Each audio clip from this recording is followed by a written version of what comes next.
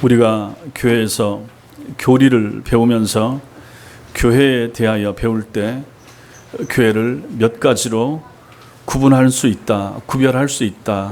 제가 그렇게 말씀을 드렸습니다. 하나는 교회를 구분하는데 유형교회와 무형교회로 구분할 수 있다라고 말씀을 드렸습니다. 유형교회는 눈에 보이는 성도들의 모임이나 조직을 유형교회라 이렇게 부릅니다. 무형교회는 하나님의 택하심을 받아 세상으로부터 불러냄을 받은 사람들의 모임으로서의 영적 공동체, 이것을 가지고 무형교회라 이렇게 부를 수 있다고 그랬습니다. 이 부분을 우리가 잘 살펴볼 수 있는 말씀이 있습니다. 그 말씀을 한번 찾아보겠습니다. 고린도전서 1장입니다. 사도행전 거기다가 표시를 해 놓으시고 뒤로 넘기시면 로마서 뒤에 고린도전서가 나옵니다. 고린도전서 1장 2절. 신약성경 262페이지나 3페이지 되겠습니다. 고린도전서 1장 2절. 같이 읽겠습니다. 시작. 고린도에 있는 하나님의 교회 곧 그리스도 예수 안에서 거룩하여지고 성도라 부르심을 받은 자들과 또 각처에서 우리의 주 곧 그들과 우리의 주 되신 예수 그리스도의 이름을 부르는 모든 자들에게 아멘. 자, 이 말씀에서 우리는 분류상 유형교회와 무형교회를 이 말씀 속에서 우리는 찾아낼 수가 있습니다. 고린도 지역에 있는 교회, 맨 앞에 고린도에 있는 교회, 이렇게 되면 고린도에 있는 교회, 고린도 교회, 이게 유형교회입니다. 눈에 보이는 교회가 되는 거죠. 우리 열린문교회 유형교회입니다. 눈에 보입니다. 건물이 아닙니다. 사람입니다. 우리 교회에 속해 있는 성도들, 눈에 보이는 여러분과 제가 교회입니다. 이걸 가지고 유형교회라 이렇게 부르는 것입니다. 그런데 거기 2절에 하나님의 교회 이렇게 말합니다. 고린도에 있는 하나님의 교회, 그 다음에 그리스도 예수 안에서 거룩하여지고 성도라 부르심을 입은 자들, 이렇게 말합니다. 그럼 이것은 무형교회가 됩니다. 이건 눈에 보이는 게 아닙니다. 보이지 않는 참 신앙을 가진 영적 공동체로서의 성도, 이들이 바로 무형교회라 하는 것입니다. 그리고 그 밑에 또 각처에서 할 때 각처에서 우리의 주 곧 그들과 우리의 주 되신 예수 그리스도의 이름을 부르는 모든 자들에게, 이렇게 말할 때 이것은 무형교회와 유형교회를 다 포함한다, 이렇게 우리는 말할 수 있습니다. 쉽게 말하면 무형교회는 택한 자들입니다. 택한 백성들입니다. 진정한 의미에서는 성도들만 존재하는 교회를 말합니다. 눈에 보이는 사람들을 다 유형교회라고 말합니다. 만약에 우리 교인이 70명이라 그러면 이 70명은 다 유형교회라고 부를 수 있습니다. 근데 이들 가운데는 참 신자가 아닌 사람도 섞여 있을 수가 있습니다. 그렇다면 참 신자만 만약에 뽑아낼 수 있다 그러면 우리는 물론 모릅니다. 그 사람들은 하나님 눈에만 보이는 사람들이 되는 거죠. 참 신자, 거듭난 신자, 천국에 갈 신자, 이 사람들을 가지고 무형교회라 부르는 것입니다. 그러므로 이 세상에 무형교회는 하나밖에 없습니다. 유형교회는 우리나라 안에도 5만 개가 넘고 전 세계적으로는 얼마나 많겠습니까? 그러나 무형교회는 단 하나밖에 없는 것입니다. 참된 하나님의 백성들, 참으로 예수 믿고 거듭나고 하나님 나라 주님께서 데려가기로 작정한 사람들, 그러나 눈에 보이지 않는 그 영혼이기 때문에 영적 공동체로서의 무형교회는 하나밖에 없고, 그 교회는 우리 눈에는 보이지 않는 것입니다. 우리 눈에는 유형교회, 곧 사람만 보이게 되는 거죠. 자, 이렇게 분류를 할 때 교회는 무형교회와 유형교회를 분류할 수 있는 것이고, 지상에 있는 모든 교회, 즉 유형교회 안에는 택자와 불택자가 같이 섞여 있는 것입니다. 알곡과 가라지가 같이 섞여 있는 교회, 그것이 바로 유형교회가 되는 것입니다. 교회를 구별할 때 또 하나의 구별이 있을 수가 있습니다. 그것은 전투적 교회와 승리적 교회, 이렇게 나눌 수가 있습니다. 우리 교회를 포함한 이 땅에 존재하는 참된 주님의 교회는 마귀와의 거룩한 싸움을 싸우도록 부름받은 교회입니다. 그래서 그 교회를 전투하는 교회, 전투적 교회라 부릅니다. 반면에 승리적 교회가 있습니다. 승리한 교회가 되는 거죠. 이 교회는 땅에 없습니다. 천국에 있습니다. 천상교회, 구원받아서 천국에 이른 하나님의 백성들, 이 사람들이 바로 천상교회가 되는 거죠. 모든 땅에서의 사단과의 싸움을 잘 싸우고 믿음을 지키다가 죽어서 천당 간 사람들의 모임인 교회, 그 교회가 바로 승리적 교회, 승리한 교회, 천상의 교회가 되는 거죠. 자, 이렇게 이러한 교회의 구별을 잘 생각하면서 전투적 교회와 승리적 교회, 유형 교회와 무형 교회, 이러한 교회의 구별을 생각하면서 오늘 말씀 속에 등장하고 있는 광야 교회, 이 광야 교회는 그럼 어디에 속한 교회인가? 이 시간에 말씀을 들으면서 같이 생각을 해보시길 바랍니다. 먼저 우리는 광야에서 예수님과 사탄에 대해서 좀 생각해 볼 필요가 있습니다.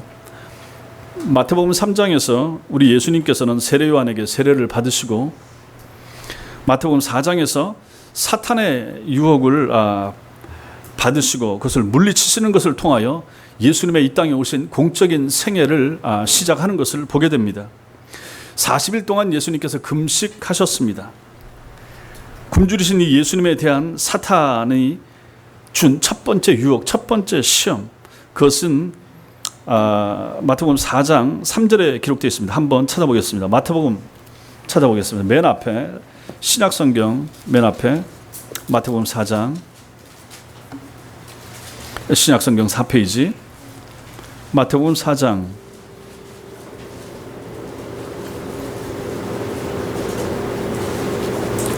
마태복음 4장 3절과 4절 우리 같이 읽겠습니다. 시작.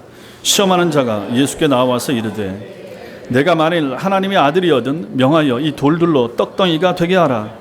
예수께서 대답하여 이르시되 기록되었으되 사람이 떡으로만 살 것이 아니요 하나님의 입으로부터 나오는 모든 말씀으로 살 것이라 하였느니라 하시니. 돌을 가지고 너 배고프지? 돌을 가지고 떡을 만들어서 먹으라. 이렇게 시험하는 마귀에 대해서 4절 말씀으로 예수께서 물리치신 것입니다.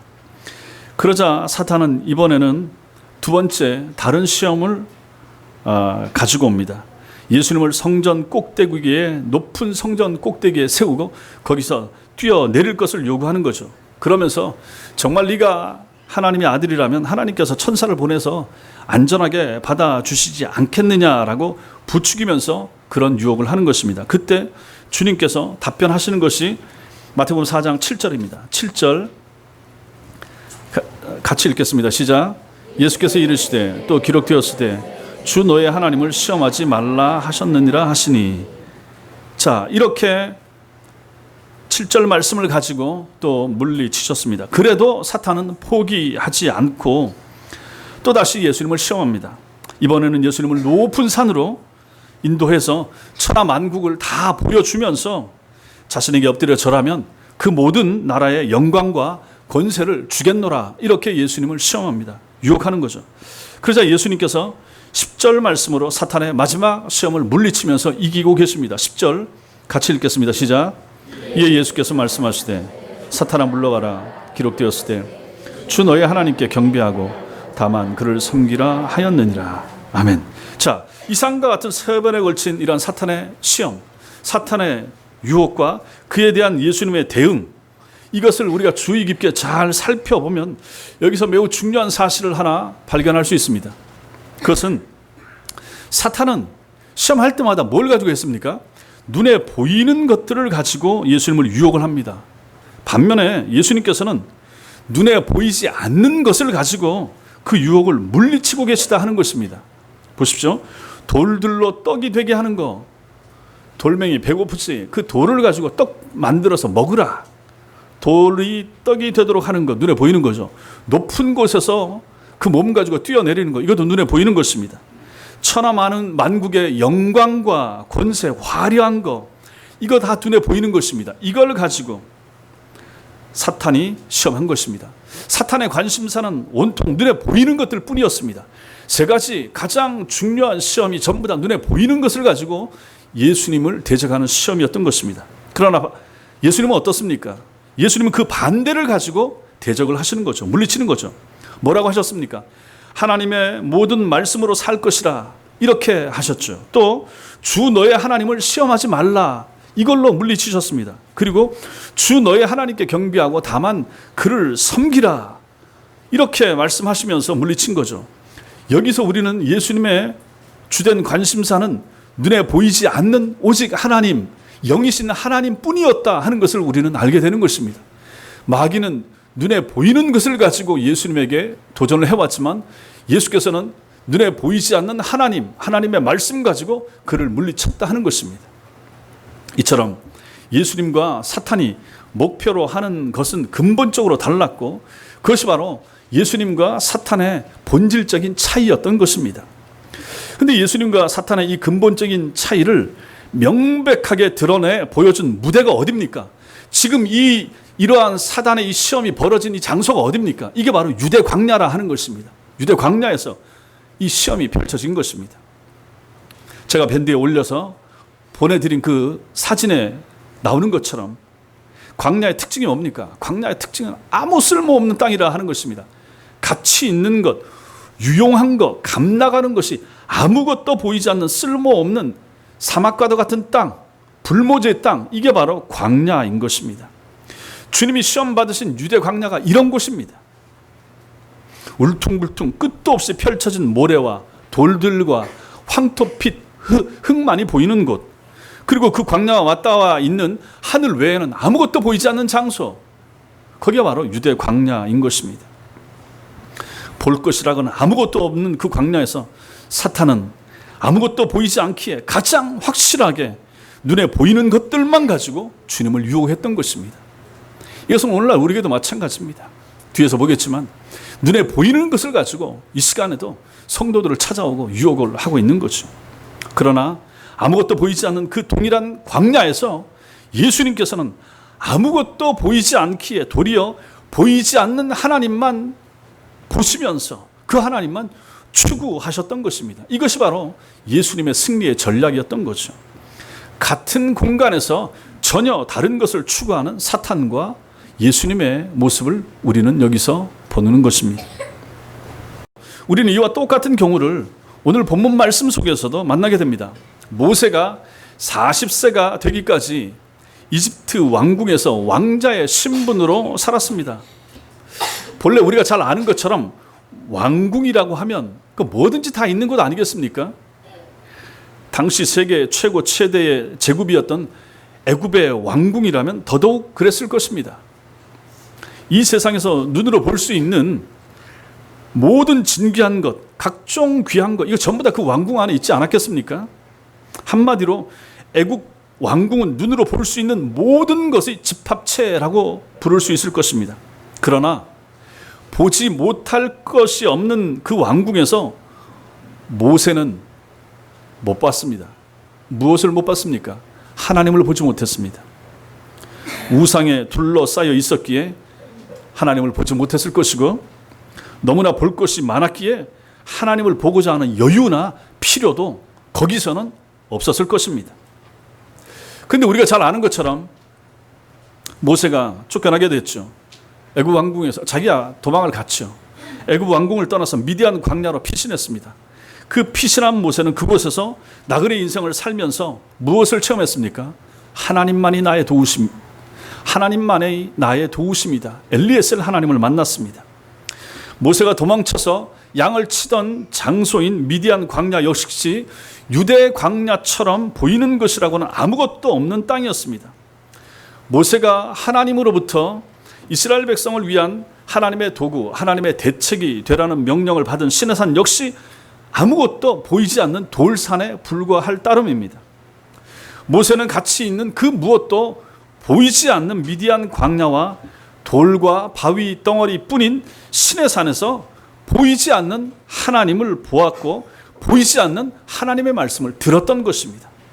이게 놀랍지 않습니까? 그냥 시내산, 그냥 호렙산, 그냥 광야 이렇게 생각하지 마시고 아무것도 볼 수 없는 땅으로 부르신 하나님, 그 땅에서 진짜 네가 보아야 될 것이 무엇인가를 알려주시고 보게 하신 하나님의 의도를 우리는 예수님과 모세를 통해서 보게 된다 하는 것입니다. 그리고 오늘 본문 38절이 이렇게 증거하고 있는 것입니다. 시내산에서 말하던 그 천사와 우리 조상들과 함께 광야 교회에 있었고 또 살아있는 말씀을 받아 우리에게 주던 자가 이 사람이라. 모세가 미디안 광야에서 양치기 생활을 할 때만 하나님을 보고 하나님의 말씀을 들은 것이 아니었습니다. 지난 시간에 우리가 살펴보았던 것처럼 이스라엘 백성을 애굽의 종살이에서 출애굽시킨 모세는 그 이후에 40년 동안 하나님으로부터 말씀을 받아 이스라엘 백성들에게 전하는 말씀의 삶을 살았습니다. 그 말씀이 얼마나 많았든지 창세기, 출애굽기, 레위기, 민수기, 신명기로 기록된 그 모세오경, 이 말씀은 구약 성경의 4분의 1, 신구약 성경 전체의 5분의 1에 해당할 만큼 아주 많은 방대한 분량이라 말씀을 드렸습니다. 그런데 모세가 그 많은 말씀을 받은 장소가 어디입니까? 그 많은 말씀을 받은 장소가 대단한 곳이 아니라 바로 시내 반도에 있었던 여러 광야들이었던 것입니다.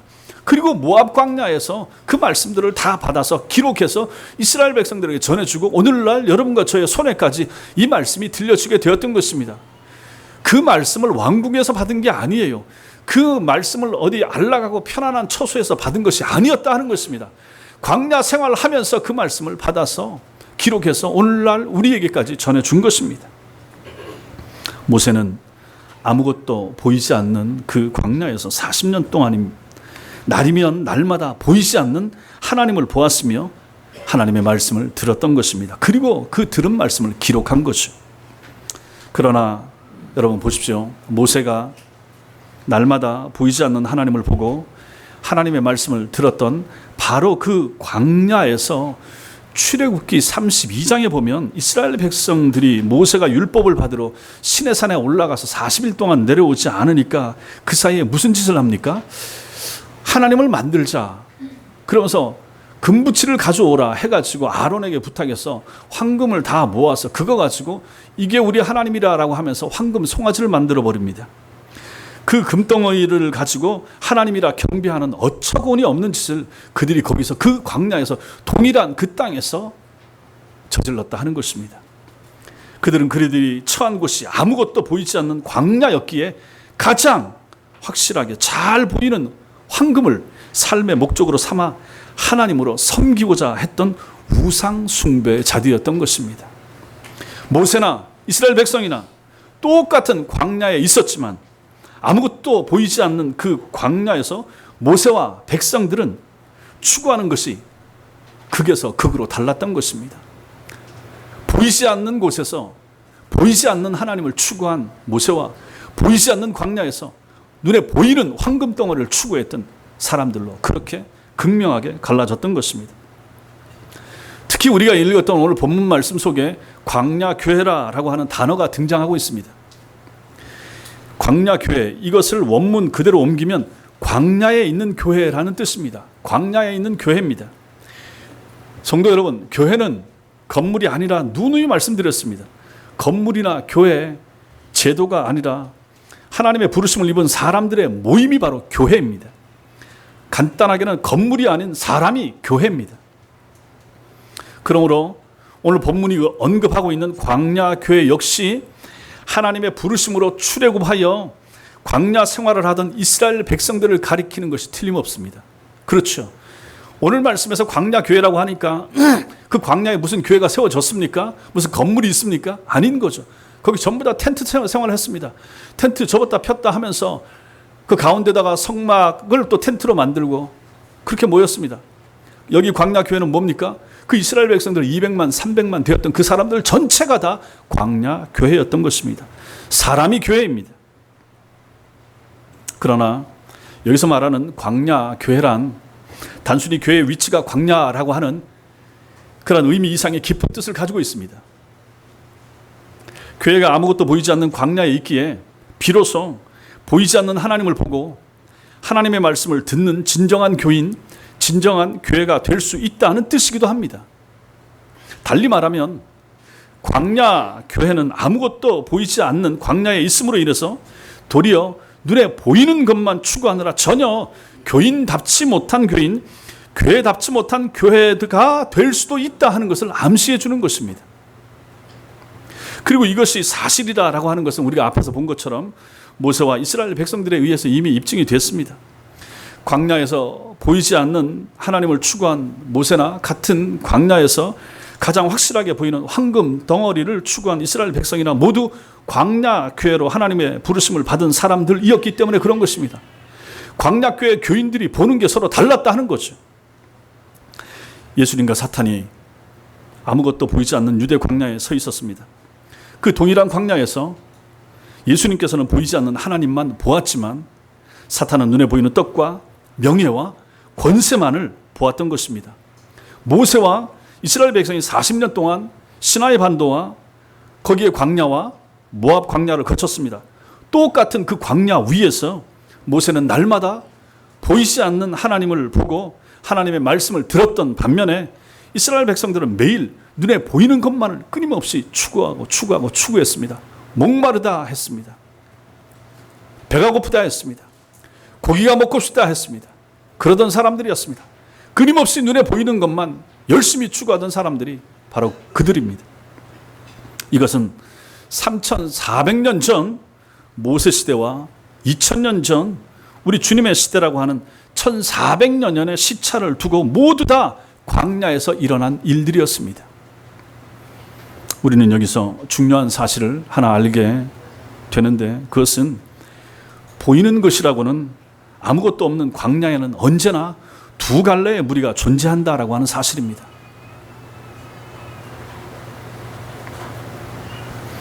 보이는 것이 아무것도 없기에 오히려 보이지 않는 하나님을 또렷이 보는 무리가 그 하나요. 그와 반대로 보이는 것이 없기에 더더욱 확실하게 보이는 것에만 집착하는 것이 또 다른 무리가 되는 것입니다. 이 두 부류, 이 두 무리는 언제나 광야교회 속에 있어 왔던 것입니다. 이것은 3,400년 전 광야교회에서도 또 우리 주님 시대의 초대교회에서도 마찬가지였던 것입니다. 오늘날 우리 시대는 다르겠습니까? 똑같죠. 그렇다면 성도 여러분, 오늘을 사는 여러분과 저에게서 있어서 눈 뜨십시오. 정신을 차리셔야 됩니다. 말씀을 잘 들으셔야 됩니다. 그래야 믿음이 생깁니다. 그래야 신앙이 자랍니다.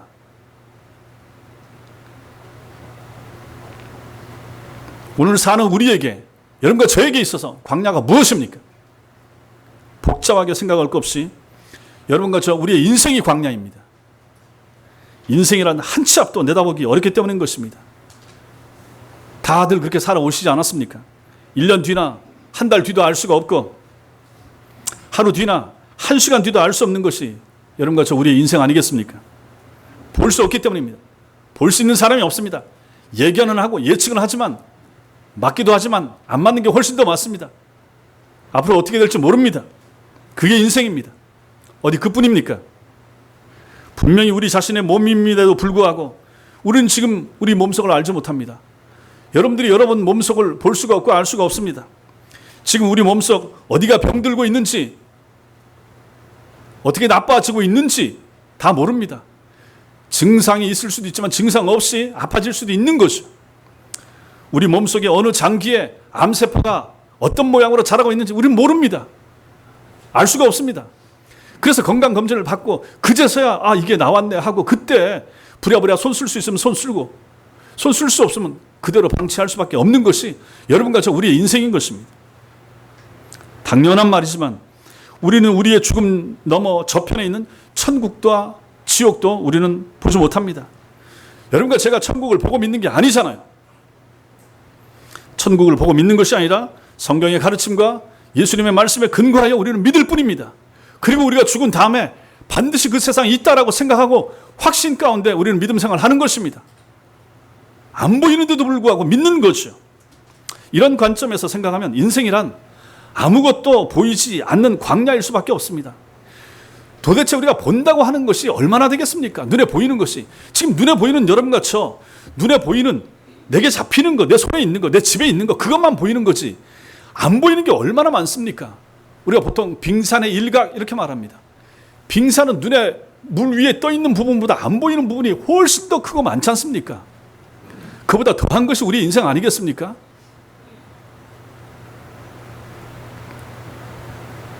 여기서 예외되는 인생은 아무도 없습니다. 모든 인생이 다 광야입니다. 여러분과 저의 인생도 마찬가지입니다. 그러므로 광야 인생을 사는 성도들의 모임인 이 땅의 교회 역시 모두 광야 교회일 수밖에 없는 것입니다. 모든 인생이 광야 인생이요, 모든 교회가 광야 교회이기에 하나님의 부르심을 받은 사람의 모임인 교회 속에도 당연히 두 개의 서로 다른 무리가 존재한다라고 하는 것입니다. 그럴 수밖에 없는 거죠. 인생이 한 치 앞도 보이지 않는 광야이기에 그 광야에서 도리어 보이지 않는 영원하신 하나님을 또렷이 바라보며 하나님과 동행하는 참 신앙의 무리가 그 광야 교회 속에 있는 반면에, 인생이 아무것도 보이지 않는 광야이기에 하나님의 이름으로 확실하게 눈에 보이는 것만 추구하는 우상 숭배의 무리가 교회 속에 있다라고 하는 것이 성경의 가르침이 되는 것입니다. 여러분, 우상 숭배가 뭡니까? 불교에서 부처 앞에 엎드리는 사람이 우상 숭배입니까? 그들은 그렇게 말할 필요도 전혀 없는 거죠. 우상 숭배는 교인들 속에 있는 거예요. 밖에 있는 불신자들은 아예 그 범주 속에 집어넣을 필요가 없는 것입니다. 다음 시간에 또 따로 보겠지만은 우상 숭배는 누가 합니까? 신자들이 하는 거예요. 우상을 섬기는 그 일은 누가 합니까? 교회 안에 있는 사람들이 하는 것입니다. 교회 안에 이런 무리가 있거든요. 눈에 보이는 하나님의 말씀을 듣고 눈에 보이는 것을 추구하라고 배웠음에도 불구하고 끊임없이, 그리고 열심히, 그리고 부단히 눈에 보이는 것만 추구하고 땅에 있는 돈, 땅에 있는 명예, 땅에 있는 그 무엇, 땅에 있는 외모, 땅에 있는 잘됨, 땅에 있는 형통함, 땅에 있는 번성, 그것을 끊임없이 추구하는 그 사람들이 바로 우상 숭배하는 무리라라고 하는 것입니다. 그 두 무리 가운데 어느 무리가 참되고 영원한지는 1400년의 시차를 두고 모세와 예수님에 의해서 이미 증명이 됐다고 앞에서 제가 다 말씀을 드렸습니다. 누구의 손을 하나님께서 들어주셨는지 우리는 모세와 그 백성들과 예수님과 사탄의 모습을 통해서 말씀을 드렸습니다. 광야에서 보이지 않는 하나님만을 보고 쫓았던 모세는 오늘날까지 우리 신앙의 표본으로 살아남아있는 반면에, 광야에서 눈에 보이는 황금 덩어리만 집착하던 이스라엘 백성들은 애굽에서 나왔음에도 약속의 땅인 가나안 땅에 들어가지 못한 채 모두 광야에서 죽고 말았습니다.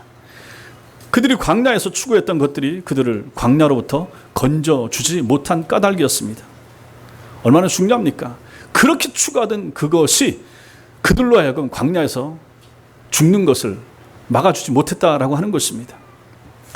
그리고 유대 광야에서 눈에 보이는 것만 추구하던 사탄은 오늘날에도 인간을 인생이라고 하는 광야에서 파멸시키는 영원한 성도의 원수로 활동하고 있는 반면에, 그 유대 광야에서 보이지 않는 하나님과 하나님의 말씀만을 추구하시던 예수님께서는 죽음을 깨뜨리시고 자신을 믿는 자들을 영원한 생명으로 인도하시는 생명의 구주, 부활의 구주가 되신 것을 우리가 알고 있지 않습니까? 그래서 주님께서 뭐라고 말씀하십니까? 요한복음 14장 6절에서 내가 곧 길이요 진리요 생명이니 나로 말미암지 않고는 아버지께로 올 자가 없다, 이렇게 말씀하셨습니다. 광야에서 사탄을 제압하시고 죽음에서 부활하신 예수 그리스도 안에서만 우리가 이 광야 같은 세상에서 보이지 않는 하나님을 볼 수 있고 하나님께 나아갈 수 있기 때문에 이 말씀을 하신 것입니다. 또한 우리는 부활하신 예수님 안에 있지 않을 경우에 하나님을 믿는다라고 하면서도 어쩔 수 없이 보이는 세상의 것만 추구하는 우상 숭배자가 될 수밖에 없는 것입니다. 사탄은 인생은 아무것도 보이지 않는 광야이므로 가장 확실하게 보이는 것만 우리를 지켜줄 수 있다고 끊임없이 우리 곁에서 유혹하기 때문에 그런 것입니다. 예수님을 유혹했던, 예수님을 시험했던 그 사단이 지금도 여러분과 저에게 찾아와서 우리 곁에서 우리를 유혹하는 거죠. 눈에 보이는 거 붙잡아라. 황금을 붙잡으라. 땅에 있는 것을 붙잡으라. 가장 확실하게 너와 너희 가정을 지켜줄 수 있는 것이 무엇이냐? 그것을 붙잡으라. 그것은 눈에 보이는 것이다. 라고 끊임없이 우리 귀에, 우리 마음에, 우리 눈에 역사하고 있는 시대가 바로 지금이라고 하는 것입니다. 기독교의 핵심이 무엇입니까? 예수님의 부활입니다. 예수 그리스도의 부활은 기독교의 핵심입니다. 주님께서 부활하셨기에 광야의 연기로, 광야의 먼지로 사라질 수밖에 없었던 우리에게 죽음을 넘어 영원한 하나님 나라의 소망이 주어졌고, 주님께서 부활하셨기에 우리는 예수 그리스도 안에서 하나님을 보고 하나님께 나아갈 수 있기 때문입니다. 그러므로 여러분과 저에게 있어서, 우리에게 있어서 중요한 것은 부활하신 주님과의 인격적인 만남입니다. 그리고 그 주님과의 일평생에 걸친 동행, 함께함, 이것이 중요합니다. 지난 시간에도 말씀드렸잖아요. 하나님과 인격적인 만남이 얼마나 중요한가. 지정의를 동원하여 귀로 듣고 눈으로 보고 배워서 말씀을 들어서 지성을 통하여 깨닫고 이해하고 가슴으로 확인하고 믿고 그 다음에 우리의 의지로 결단하여 이 믿음의 길을 가기로 하는 이런 인격적인 만남이 필요하고, 이것이 중요하며, 이 결단 가운데, 이 만남 가운데 주님과 동행하고, 오늘도 주님과 함께, 내일도 우리 주님과 더불어, 다음 날도, 일주일을, 8월을, 2019년을, 그리고 남은 생애를 주님과 더불어 살다가 그 사람만이 들어갈 수 있는 곳, 그것이 바로 천국이라 말씀을 드렸습니다. 그러므로 우리에게 가장 중요한 것은 주님과의 인격적인 만남입니다. 주님과의 동행하는 것입니다. 이것이 없다면 하나님의 부르심을 받아 출애굽하고서도 광야에서 황금 숭배자로 전락해버린 이스라엘 백성들처럼 우리 역시 하나님을 믿는다고 하면서도 세상에 보이는 것만 섬기는 우상 숭배자가 될 뿐입니다. 우리가 살고 있는 이 세상이 광야요, 우리 인생이 광야요, 교회가 광야 교회이기에 광야에서 사탄을 제압하신, 이기신 예수 그리스도의 도움이 없이는 사탄의 유혹으로부터 벗어날 길이 없기 때문입니다. 그러므로 우리는 예수님을 꼭 만나야 됩니다. 예수님을 꼭 붙잡아야 됩니다. 주님과 꼭 동행해야만 합니다. 그래야 살 수가 있고, 그래야 승리할 수 있기 때문에 그런 것입니다. 아니면, 주님 손을 놓으면, 주님을 바라보지 않으면, 우리의 눈이 세상을 바라보면 마귀가 어느 순간인가 우리에게 다가와서 우리 옆에서 유혹을 하고 우리 손을 붙잡고 자기가 원하는 방향으로 이끌고 가며, 그가 원하는 방향이 어딥니까? 우상 숭배하는 쪽으로 가는 거죠. 끊임없이 땅의 것 싫어하는 사람 누가 있습니까? 잘 살게 해준데 누가 싫어합니까? 돈 준다는데 누가 싫어합니까? 건강하게 만들어준다는데 누가 거부하겠습니까? 자식들을 잘 되게 해주겠다는데 그걸 누가 싫어하겠습니까? 그러나 그것이 함정이라고 하는 사실을 여러분과 저는 기억을 해야 될 것입니다. 그러므로 광야 같은 인생을 광야 교회에 속하여 살아가는 여러분과 저에게 예수님과의 인격적인 만남은 가장 중요한 역사가 되는 것입니다. 우리 주님과의 동행이 얼마나 소중합니까? 이 일들을 가능하게 하시는 성령님의 은혜를 사모하면서 사는 것이 얼마나 중요한 것입니까? 사랑하는 성도 여러분, 제가 미국에서 교회를 개척할 때 교회 이름을 어떻게 지을까 고민을 했었습니다. 그래서 여러 가지 후보를 정해봤었습니다. 비전교회, 제자교회, 생명수교회, 그런 이름들을 여러 가지 후보로 올렸습니다. 그 중에 광야교회도 있었습니다. 그런데 광야교회는 제 아내가 반대했습니다. 이름이 너무 버거워 보인다고 반대했던 거죠. 인생살이도 버거운데 주일날 예배 드리러 오는 교회도 버거워서야 되겠느냐고 그렇게 말한 거죠. 제 마음이야 광야교회, 그렇지, 우리가 가는 인생살이 교회가 다 광야교회 좋다라고 생각했는데 교인들이 어느 교회 다니십니까 하면 저 광야교회 다닙니다. 좀 버거워 보이지 않겠습니까? 교회 이름이. 오늘날은 교회 이름을 얼마나 참신하게 잘 지으려고 애를 씁니까? 어쨌든 그래서 최종적으로 그때 정한 교회 이름이 생명수 교회였습니다. 그리고 한국에 와서는 이제 열린문교회로 이름이 세 자짜리가 너무 좋더라고요. 그래서 이름을 그렇게 정하게 됐습니다.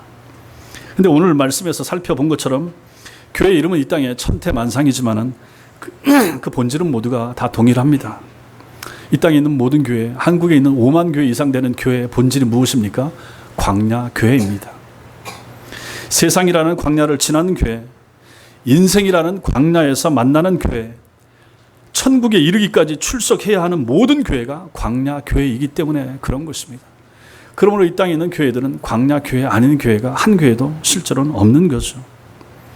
교회 이름에 광야라는 단어가 안 들어가도 모든 교회의 본질은 광야 교회일 수밖에 없는 것입니다. 앞에서 말씀드린 것처럼 광야 교회 안에는 반드시 어느 교회든지 예외 없이 어느 교회든지 광야 교회 안에 두 무리가 같이 있습니다. 두 부류가 같이 신앙생활을 합니다. 아무것도 보이지 않는 광야이기에 오직 하나님만을 보고 믿고 추구하는 무리가 있고, 아무것도 보이지 않기에 더더욱 보이는 것, 땅과 세상에 속한 것만을 보고 쫓가자 하는 무리가 있는 것입니다. 성도 여러분, 여러분들은 어디에 속하고 계십니까? 여러분들 현재 위치가 어디입니까? 한번 돌아보십시오. 여러분들은 무엇을 추구하고 계십니까? 여러분들은 무엇을 믿기 위하여 예수를 믿으십니까?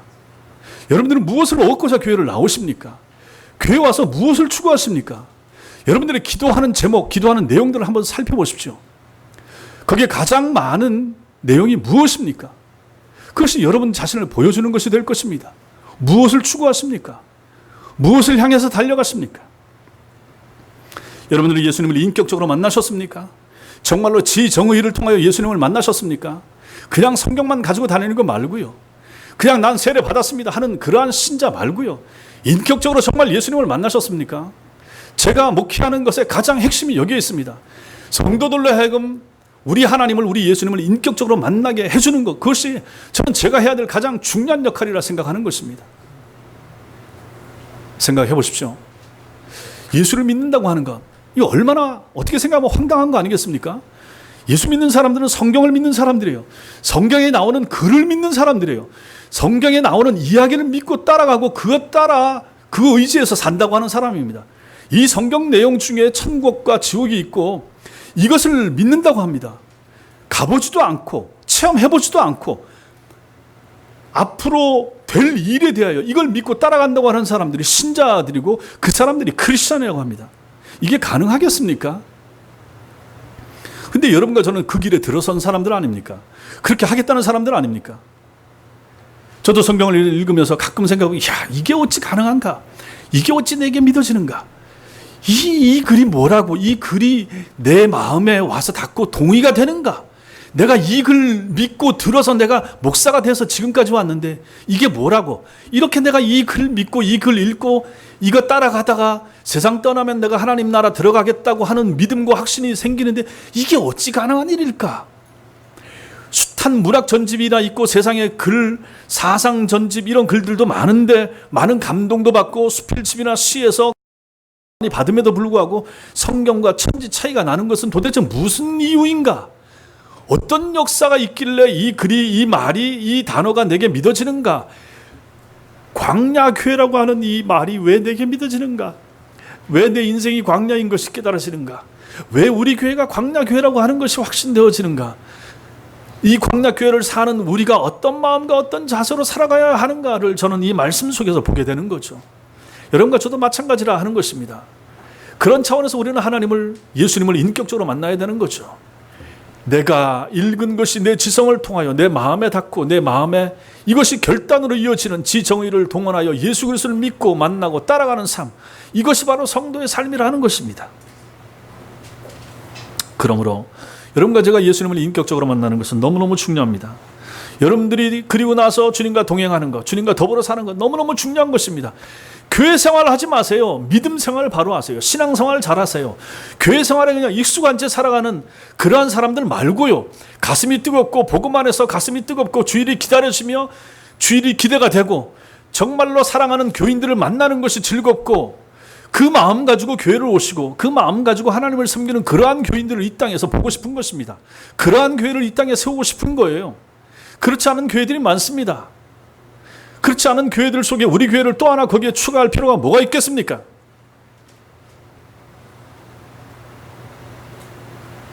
부활 예수님을 만나셔야 됩니다. 그리고 그 부활하신 예수님을 모시고 사는 것이 필요합니다. 그분을 모시고 삶으로 인해서 보이는 것이 아닌 보이지 않는 것, 영혼에 속한 것을 사모하면서 즐거워하면서 사는 그러한 신자들이 되는 것이 너무너무 필요하고 중요한 것입니다. 열림문 교회는 광야교회입니다. 광야교회는 눈에 보이기에 유형교회에 속합니다. 또한 날마다 마귀와의 전쟁을 벌이고 있기에 이 교회는 전투하는 교회이기도 합니다. 이게 우리 교회의 본질입니다. 지금은 광야를 행진 중입니다. 여러분과 저는 지금 광야 행진 중에 있습니다. 지금은 우리는 전투를 벌이고 있습니다. 마귀가 끊임없이 여러분과 저를 유혹합니다. 끊임없이 우리로 하여금 예수를 못 믿게, 예수를 잘 안 믿게, 열심히 믿지 않게 유혹을 합니다. 주일날에도 유혹합니다. 주일날 교회에 못 가게 만듭니다. 교회 와야 되는데 이 자리에 지금 없는 분들도 계십니다. 마귀가 끊임없이 역사하고 발악하고 있기 때문에 그런 거죠. 또 신자의 마음도 흐트러 놓고 다 있는 것이 바로 사탄입니다. 말씀의 은혜 못 받게 만듭니다. 졸리게 만듭니다. 피곤하게 만듭니다. 지루하게 만듭니다. 그래서 여러분들을 마귀의 자녀로, 사탄의 자녀로 계속 두고 싶어 하는 것이 마귀의 의도인 거죠. 거기에 져서야 되겠습니까? 거기에 넘어가서야 되겠습니까? 이겨내셔야죠. 결단하셔야죠. 말씀을 붙으셔야죠. 예배를 사모하셔야죠. 말씀을 잘 들으셔야죠. 왜 그렇습니까? 우리는 지금 전투하는 교회 중에 있기 때문에 그런 것입니다. 어찌 군인이 그렇게 느슨하게 있을 수 있습니까? 어찌 군인이 그렇게 할 거 다 하고 먹을 거 다 먹었고 잘 거 다 자면서 기도하지 않고 찬송하지 않고 하나님 말씀 읽지 않고 배우지 않으면서 어찌 참된 군인이라 할 수 있습니까? 그런 사람이 어찌 광야 행진하는 사람이라 할 수 있습니까? 그런 사람들이 다 황금 덩어리 만들었다가 다 타락하고 땅속에 묻히고 광야 행진하다가 가나안 땅 들어가지도 못하고 죽은 모든 이스라엘 백성들이 그렇게 살지 않았습니까? 여러분들 그렇게 사시겠습니까? 이렇게 신앙생활 하다가 이 땅에서 교인 생활 하다가 신자로서 신자 모양으로 가지고 계시다가 만약에 천당 못 들어가면 어떻게 하시겠습니까? 여러분들이 돌아가시고 나서 눈을 뜬 장소가 지옥이면 어떻게 하시겠습니까 도대체? 지금 정신 차리셔야 되지 않겠습니까? 예수 잘 믿어야 되지 않겠습니까? 바로 믿어야 되지 않겠습니까? 중요한 것입니다. 한 주가 중요합니다. 매 주일이 중요합니다. 매 주일의 예배가 중요한 거예요. 하나님 말씀이 중요한 거예요. 전투를 멈추고 행진을 마칠 때까지 한눈 팔지 마셔야 됩니다. 곁길로 빠지지 않도록 하셔야 되는 것입니다. 휴가철이건 여름이건 겨울이건 비가 많이 오건 폭우가 오건 태풍이 치건 눈이 많이 오건 그게 우리 예수 믿는 거하고 도대체 무슨 상관이 있습니까? 해야 될 건 해야 되는 거죠. 기도해야 될 건 하셔야죠. 예배 드려야 될 건 예배 드리셔야죠. 주님 앞에 올려드려야 될 우리의 찬송을 올려드려야 되는 거죠. 주님 앞에 드려야 될 헌금은 드려야 되는 거죠. 그게 신자의 삶 아니겠습니까? 이런 성도들이 되셔야 됩니다. 이런 교회가 되셔야 됩니다. 전투를 다 멈추고 쉴 때까지 행진을 마치고 천국에 입성할 때까지 믿음의 길을 잘 달려나가시는 충성스럽게 우리에게 주어지는 길을 잘 가고 주님을 바라고 주님만 소망하면서 성령 안에서 열심히 잘 달려가시는 믿음 있는 성도들이 다 되시기를 주님의 이름으로 축원합니다. 기도하겠습니다.